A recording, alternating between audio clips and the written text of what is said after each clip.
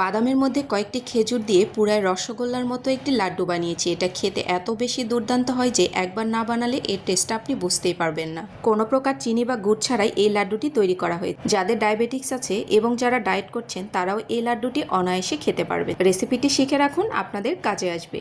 আর এই লাড্ডুটি তৈরি করা হবে বিভিন্ন ধরনের বাদাম এবং খেজুর দিয়ে। আমি এখানে যে বাদাম এবং খেজুর ব্যবহার করেছি, আপনারা চাইলে এর বাইরেও বাদাম ব্যবহার করতে পারেন। তো এখানে আমি কাজু বাদাম নিয়েছি, চীনা বাদাম, সাথে রয়েছে কুমড়োর বীজ। প্রথমে আমি কুমড়োর বীজটাকে হালকা একটু টেলে নেব। আর এখানে কুমড়োর বীজের পরিমাণ রয়েছে প্রায় 50 গ্রামের মতো। এগুলোকে আমি 2 থেকে 3 মিনিটের মতো মিডিয়াম আঁচে ভেজে নিয়েছি। নামিয়ে নিয়ে এরপর আমি কাজু বাদামটাকেও হালকা একটু রোস্ট করে নিচ্ছি। এখানে কাজু বাদাম রয়েছে 100 গ্রামের মতো। এরপর নিয়ে নিচ্ছি চীনা বাদাম। এখানে চীনা বাদাম রয়েছে প্রায় 200 গ্রামের মতো।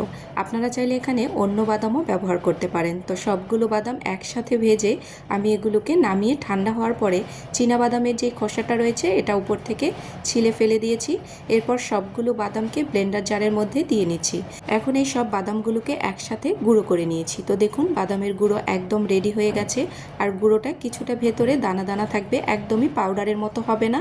তো এটাকে আমি সাইড করে রেখে দিচ্ছি। এরপরে যে খেজুরগুলো আমি রেখেছিলাম মাঝখান থেকে বীজটা ফেলে দিয়েছি। আর খেজুর এখানে ব্যবহার করেছি 200 গ্রামের মতো। খেজুর ব্লেন্ড করার জন্য সামান্য একটু পানি দিয়ে খেজুরগুলোকে পুরোপুরি ব্লেন্ড করে নিয়েছি। তো দেখুন পেস্ট একদম তৈরি। চুলার মধ্যে একটি প্যান বসিয়ে এর মধ্যে খেজুরের পেস্টটাকে আমি ঢেলে নিচ্ছি। তো সবটুকু পেস্ট দিয়ে নিচ্ছি। এই পেস্টটা দিয়ে এর মিষ্টির পরিমাণটা একদমই পারফেক্ট হবে। আমি যেই মাপ অনুযায়ী করেছি আপনারাও ট্রাই করবেন এভাবে তৈরি করার জন্য। তো এখন এটাকে একটু হালকা নেড়েচেড়ে গরম করে নিয়েছি। এরপর যে বাদামের গুঁড়োটা তৈরি করে রেখেছিলাম এটা পুরোটাই এর মধ্যে দিয়ে নেব।